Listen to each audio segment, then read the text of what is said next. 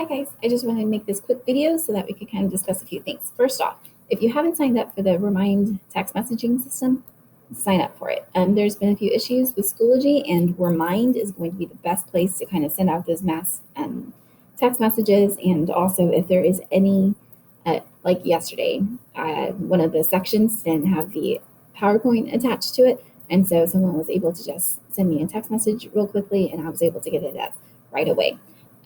If you are using the instant messaging in Schoology, that works like email. It's not notifying me when I receive a new message, where the text from Remind messaging, it makes my phone vibrate, and so I'm able to know that there's a message and respond in a timely manner. Here at the top, notice how that Zoom link is there. You don't need a password. You should just be able to click on it.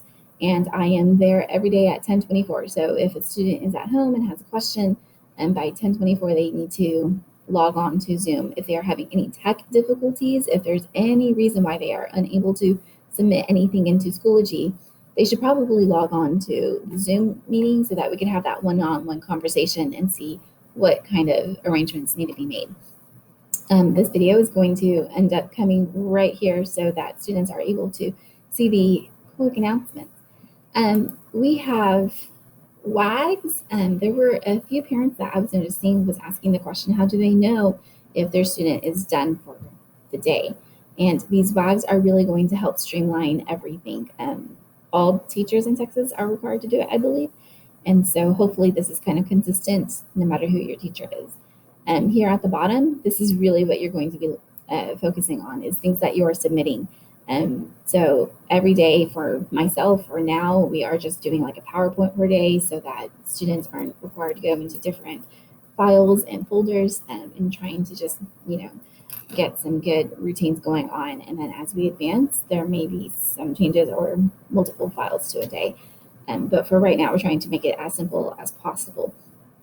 So they open it up, they get their notes, they answer some questions, and then they are going to submit it. And notice how on Wednesday and Thursday, they are going to have a test that they are going to begin, but it's not actually required to be submitted until that Thursday. And then Friday is going to be easy peasy day, and we're going to just talk about current events and really focus on the tragic effects of Hurricane Laura and kind of, comparing it to Harvey and what our own students may have seen or gone through. When you go back to our materials, the next thing that I think is super important for everyone to kind of be aware of is right here on the students item, it's going to be grades. I made a screenshot of a pretend student, and this pretend student hasn't done anything. So when you are looking at it at the student point of view, these are all of the grades that we have taken so far. You could click on the assignment when it's blue, and it's going to take you directly into whatever that assignment is, and you could complete what it needs to be completed and then submit it. Some of these do have rubrics. I cannot stress enough how important those rubrics are. On the types of maps, when you are looking at that rubric, you are making a map and you have to follow those requirements, but that's only 50 points.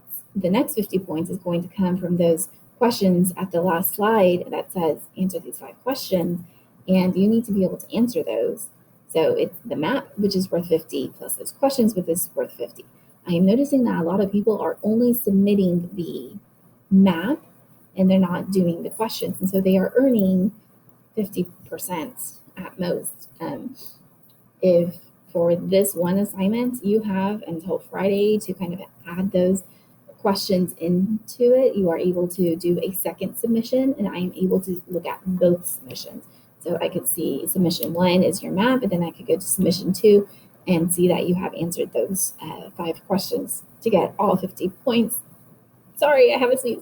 And you have until Friday to get that done and squared away. If you wait until Friday, we're pressing time for our deadline to turn in everything for what we need to turn in for the things. I will be working quite hard to try and get all of those gradings squared away. I know we all like to see pretty numbers in the grade book. Okay, so the next thing, we talked about grades, we talked about that. Okay, so those were my announcements. If you are good to go, then you could end the video here. The rest of the video is going to go over some of those misconceptions that I've been seeing. I just wanted to kind of touch base with you on a few items and look at some of the two of the PowerPoints that we had looked at. One PowerPoint on last Friday, and then yesterday's PowerPoint, and then just to go over today's PowerPoint so that we are ready and prepared to go into our test next week. So here we have, I said next week, it's tomorrow. Right, this is all of the rubric, so be paying attention to the rubric. When you are completing items, you're going to know exactly how many points a question is worth and whether or not you got that in. Guys, one thing that I do want to add is notice over here, this is a pretend student. So when we're looking at the grades again, it doesn't show on this pretend student because they didn't do anything. But over here, you should be having comments on why they received it. The majority of these comments are probably going to say, check the rubric for more precise comments. And within the rubric, if you got question or if you got map 3 wrong, it's going to tell you why you got it wrong. And so it's going to do that for as many times as possible. It's one of the reasons why it is taking me forever to grade, is because I am telling you for every single map, if you got something wrong about it, then I am correcting that. So I am really hoping that you guys are taking the time to making sure that you are going through the rubrics and you are looking at what you got wrong. If you got 100, then I am not leaving a comment because you obviously knew what you were doing and you did everything fantastically. So just kind of keep that in mind. I am taking the time to do those comments. It's one of the reasons why grades are so slow getting into the grade book. So please check those so that you could be better as a student and I am not a student. So let's go ahead and look at that first PowerPoint. Very quickly, I'm not going to go over it. You should have already looked at it. But some things that we do need to kind of talk about is how over here we have this man-made comment. And I feel like a lot of students are kind of getting the impression of it wrong. This idea that just because it's man-made automatically makes it into a political map. This is not true. It is man-made boundaries is what we are really focusing on. And so city limits, Harris County would be an example of what is man-made. When we are looking at physical maps, just because it has a river and just because it has it doesn't make it automatically a physical map, okay? You really have to be looking at the purpose of the map.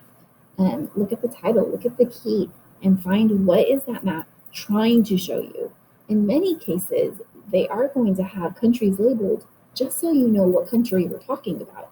And that's going to be an example on one of the other PowerPoints is where you have a landmass and you have the states identified, but you don't know what country it is. And if you didn't know or recognize any of those names, then it's going to be kind of hard to kind of know where exactly you're looking at. Thematic map, guys, that it's a special map. It is a special information. If I look at this map, it's only telling me about this one topic. Okay, it's not talking about all of the other topics. So that idea that you're going to have a special map is going to really play a huge role. I just want to talk about the ones that people got wrong. Looking at this one was kind of difficult. If you remember back in science class, you talked about climates. This is a climate map. Because it's showing you specific climates, then we know that this is a special map, and so we know that it's thematic. I had a lot of people who wanted to talk and say that this was a physical map, and unfortunately, this is wrong. But you could kind of get distracted with words like desert. But we're talking about humid and coast and humid again, tundra. These are looking at like the environment of the places that are here. Guys, if this was a physical map, the U.S. has two huge mountain ranges, okay? We have the Rockies over here. We have the Appalachians on this side. If this was a true physical map, it would show us those huge mountains on each side of the United States. So that's how we know that this isn't a physical map. Some people wanted to say that it was political, but nothing is labeled. There is no countries labeled. And these colors here within the key, they don't follow states. Texas would be broken up into if it did. So kind of keeping that in mind. If you didn't know what climate meant, that's perfectly fine. You did not need to know what climate meant. But knowing that this was not a physical map and knowing that this was not a political map is how you would have done your answer here. And everyone, I think almost everyone, was fine on political maps because it's showing you all of the states. Guys, notice how on this one, the whole purpose to this map is just showing me the states. It's not showing me how people voted. It is not showing me how many people are in each state. It is not showing me anything, any other information besides the fact of the, I now could tell you the shape of Montana. That's basically the only information that this is showing me, is just shapes. And that's what a political map is going to do, is just kind of show you where all of the other states are located. Again, this one was a tricky one. It's just like map 2 though. It's showing you the different climates of forest and mountain, rainforest, savanna, desert, all of these things. You want to say that they are landforms, but they're not. We have the Himalayas, who are one of the biggest mountains in the world, and they're not identified on this. And so there's a couple of deserts in China, in Asia, within this area, and there is nothing to kind of show you that. So that's how we know that these are not physical maps. On this one, many people got wrong also. Here in the title and the key are going to be the most important avenues to find out what kind of map it is. In this title, it says Major Industries of Italy. I don't even need to look at the map. I don't even need to go to the key. I know that this map is going to show me very specific information about the industries of Italy. So when I do look at the map, oh wait, I start to see cities. And now all of a sudden, I get confused. Like, oh, well, if it has cities, it has to be a political map, right? Not necessarily. Again, the title says industries. And so the cities are just showing me where those industries are located. The purpose of this map isn't to show me where Rome is located. The purpose of this map is, now I know that in Rome we have garments and defense industries and light engineering and textiles. So all of these are located in Rome. And that's the whole point of this map, is to show me where the industries are located within the country. This one, income. This map, some people wanted to say that this was political because they saw the names of the countries, but this is not true, because look at Africa, there is not a single country that is labeled. And if the purpose of this map was to show me different countries, then it would have to label every single country. And again, right here in the title, global income industry distribution. So just looking at the title knows that this map is just going to show me income for all of the different countries. The reason why it's labeled is now I could say, oh, look, Australia has less income than Canada and US. So it kind of helps me see these items, and it's just, they are labeled for the purpose of me being able to identify what countries those are or what areas they are. And let's go to our next one, because the next one truly does do a fantastic job kind of proving why naming the countries are going to be so important. So I am going to go back into our physical geography map. I'm going to go using different types of maps. I'm going to open up this one. There is one particular slide that I just really wanted to kind of drive home that idea of why it's so important to label the different countries. Okay. Thinking. All right, so here we have the features again, but guys, just because they are listed does not make it automatically that, okay? You really have to take a step back and find the purpose of that map, okay? Is the purpose of that map to show me every single city in Texas? If it is, then absolutely it's a political map. So let's go ahead and look at that. So here we have the map of Texas. I am on map 2, and I see cities. Just a couple, like just the really big, huge cities, important cities. But I also see the Rio Grande. So here's what's happening. A map is going to use landmarks so that you could kind of orient yourself and show you where you're talking, for example. When you're looking at Texas, that Rio Grande, it's always going to be on the map. It's always going to be labeled. That river is so important in distinguishing Mexico from Texas that on just about all maps, the river is going to be there. Look at how we have the Chihuahuan Desert. Some people didn't even know that we had a desert. I didn't know we had a desert in Texas. And this map is, bringing it to my attention. But now we have the cities, and looking at the cities, I can see, wow, look at Austin. On the other side of Austin, we got the plateaus, but then we go into a desert. Where on the east side of Austin, it's a lot more green. And knowing that kind of detail is going to kind of help me determine that this is a physical map. The cities are only there to kind of help me understand and locate those deserts. So I know going from Austin to maybe El Paso, that there's not going to be much to see. I see a plateau and I see a desert. So knowing where the cities are helps me kind of picture how big or how small those deserts and the plateau is. Okay. Let's look at this map. It here in the title, it's only showing me oil and natural gas. Only oil and natural gas are going to be represented in this map. So here I know that it's automatically going to be a thematic map because it's showing me specialized information. I don't even need to see the map. I don't need to see the key because it tells me right there in that title.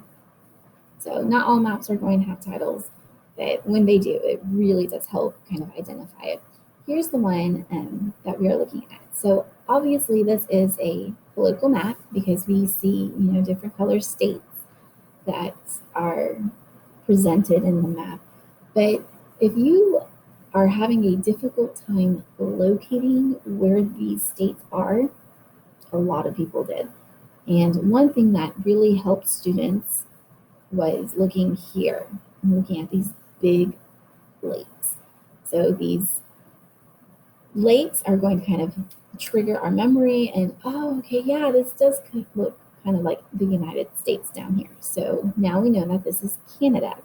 Other students already knew that Ontario, Toronto, and Quebec were Canadian states. And so that was how they were able to determine that what we were looking at was Canada.